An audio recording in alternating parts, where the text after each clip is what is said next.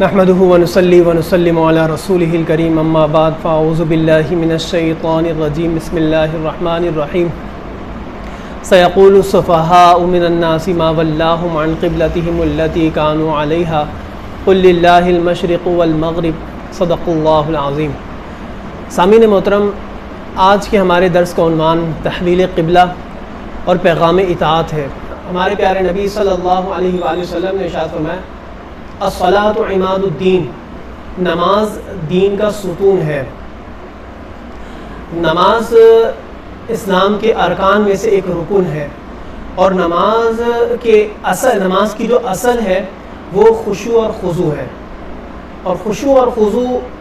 اس وقت بندے کو حاصل ہوتی ہے کہ جب اس کے باطن کے اندر یکسوئی ہو، اور باطن کی یکسوئی منحصر ہے ظاہر کی یکسوئی پر، کہ جب کہ ظاہر کا اثر باطن کے اوپر ہوتا ہے تو اسلام نے اسی کے پیش نظر مسلمانوں کے لیے ایک ہی قبلے کو متعین فرمایا۔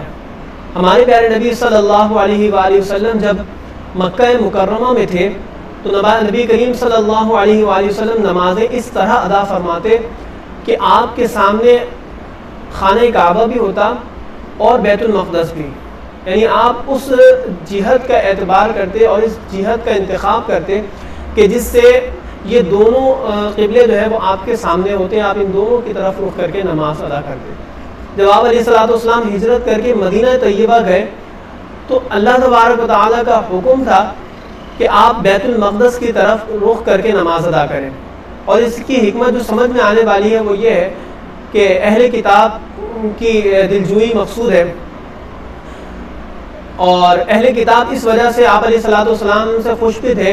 کہ نبی کریم صلی اللہ علیہ وآلہ وسلم نے ان کے قبلے کی طرف پیروی بھی کی، ان کے قبلے کی اتباع کی۔ حضور علیہ الصلوۃ والسلام کی شدید خواہش تھی، آپ علیہ الصلوۃ والسلام کی آرزو تھی کہ خانہ کعبہ جو کہ آپ کے جد امجد، آپ کے جد اعلیٰ حضرت سیدنا ابراہیم خلیل اللہ علیہ السلام نے اپنے ہاتھوں سے تعمیر کیا، اسی خانہ کعبہ کو آپ کا قبلہ بنا دیا جائے۔ لہذا آپ علیہ الصلوۃ والسلام نمازیں ادا فرماتے تھے، لیکن خانہ کعبہ کی طرف آپ رخ انور فرماتے اور آسمان کی طرف آپ اپنے چہرے کو بار بار پھیرتے۔ اللہ تبارک و تعالیٰ اپنے حبیب کی اسی دلی آرزو سے واقف تھا۔ تو حضور علیہ الصلوۃ والسلام نے کم و بیش 17 مہینے یا 16 مہینے بیت المقدس کی طرف رخ کر کے نماز ادا کی۔ ایک روز آپ علیہ الصلوۃ والسلام ایک صحابی کے جنازے میں بنی سلمہ کی بستی میں گئے، اور وہاں پر آپ ایک خاص صحابیہ نے آپ کی دعوت بھی کی، تو آپ علیہ الصلوۃ والسلام اس پہ مشغول تھے کہ ظہر کی نماز کا وقت ہوا۔ بنی سلمہ کی مسجد میں آپ علیہ الصلوۃ والسلام ظہر کی نماز ادا فرما رہے تھے، اور تیسری رکعت تھی، رکوع کی حالت میں تھے۔ اللہ تبارک و تعالیٰ نے اپنے حبیب پر یہ آیت نازل فرمائی قد نرى تقلب وجهك في السماء، اے حبیب ہم دیکھ رہے ہیں آپ کے چہرے کو آسمان کی طرف بار بار پھرنا، آسمان کی طرف دیکھنا، لہذا آپ اپنے رخ انور کو خانہ کعبہ کی طرف کر لیں۔ حضور علیہ الصلوۃ والسلام عین نماز میں بیت المقدس سے خانہ کعبہ کی طرف پھر رہے تھے، اور صحابہ کرام نے جب حضور علیہ الصلوۃ والسلام کو دیکھا کہ آپ اپنے قبلے کو تبدیل کر رہے ہیں تو صحابہ کرام بھی اسی طرح مڑتے رہے، یہاں تک کہ انہوں نے بھی خانہ کعبہ کی طرف رخ کر کے نماز ادا کی۔ بعد نماز حضور علیہ الصلوۃ والسلام نے صحابہ سے پوچھا کہ مجھ پر تو وحی نازل ہوئی، اس وجہ سے میں نے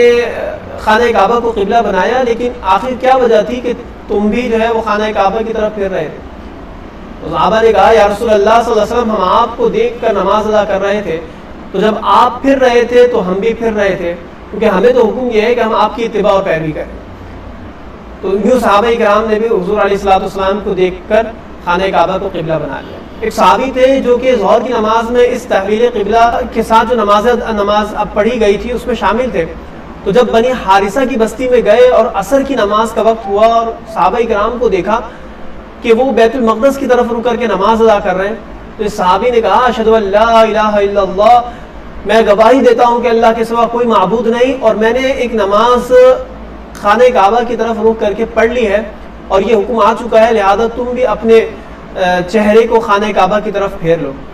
چنانچہ صحابہ کرام نے جیسے یہ فرمان سنا، وہ اسی وقت جو ہے وہ خانہ کعبہ کی طرف انہوں نے رخ کر لی، اور کہتے ہیں قباء کی بستی میں جب یہ خبر پہنچی تو اس وقت وہ نماز فجر میں تھے، اور انہوں نے نماز فجر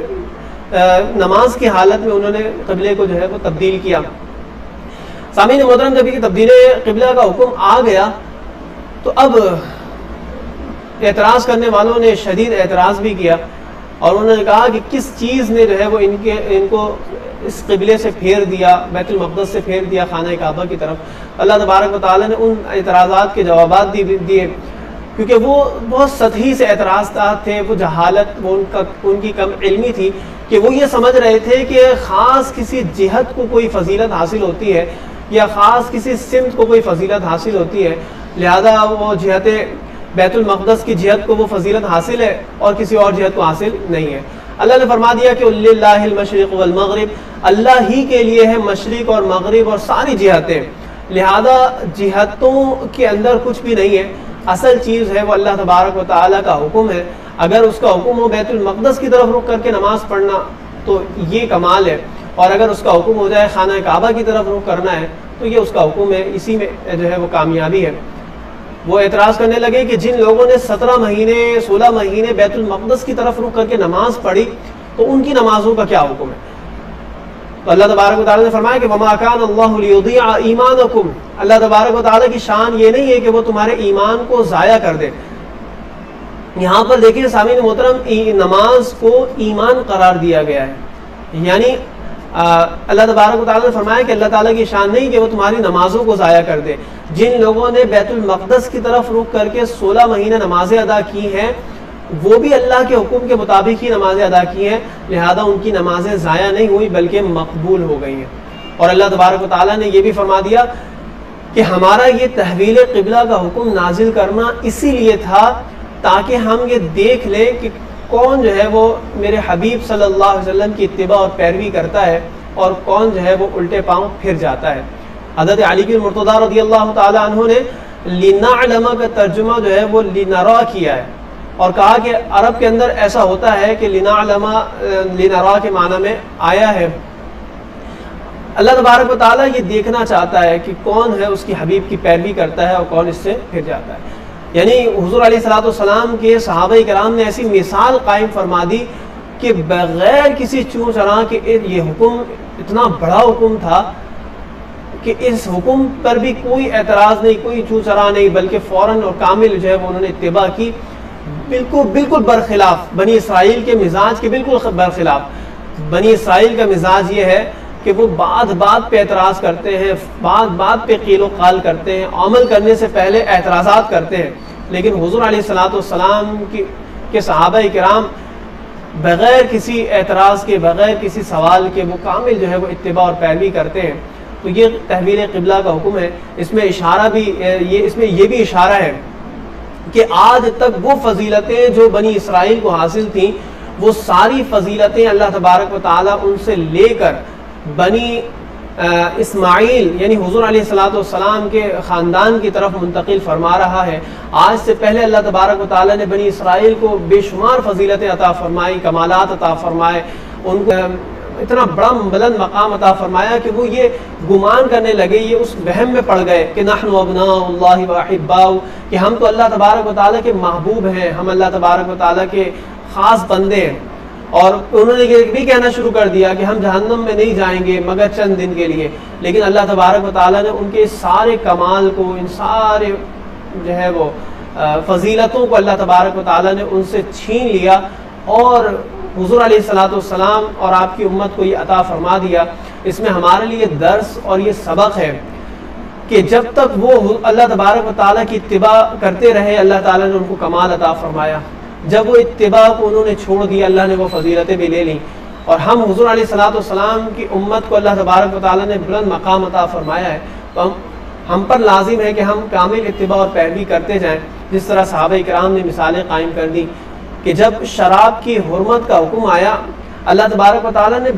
تدریجاً شراب کی حرمت کا حکم نازل کیا۔ پہلے فرمایا کہ نماز کی حالت میں شراب کو ترک کر دیا جائے، صحابہ کرام نے اس کو ترک فرما دیا۔ پھر ایک وقت آیا کہ فرمایا کہ مکمل طور پر شراب جو ہے وہ حرام ہے، لہذا صحابہ کرام نے اپنے گھروں سے شراب کو نکال کے پھینکا ہے، اور مثال اور اتباع کی ایسی مثال قائم کر دی کہ ایک صحابی تھے کہ جن کا مال یعنی شراب جو ہے وہ اونٹوں کے اوپر لدا ہوا مدینہ طیبہ میں آ رہا تھا. تو ایک یہودی کو جب یہ علم ہوا کہ چونکہ مسلمانوں پر شراب حرام کر دی گئی ہے لہذا وہ یہ سمجھ کر آ رہا تھا کہ یہ لوگ مجھے معمولی دام میں شراب فروخت کر دیں گے. ان سے یہ کہا گیا کہ آپ اس شراب کو ہمیں سستے داموں دے دیں. تو صحابی نے اس تمام شراب کو ضائع کرتے ہوئے کہا کہ جس چیز کو اللہ نے ہم پر حرام کر دیا ہے اب ہم اس کی خرید و فروخت اور تجارت نہیں کریں گے. تو ایسی کامل اتباع اور پیروی کی اللہ تبارک و تعالی ہم سب کو توفیق عطا فرمائے. وما علینا الا البلاغ المبین.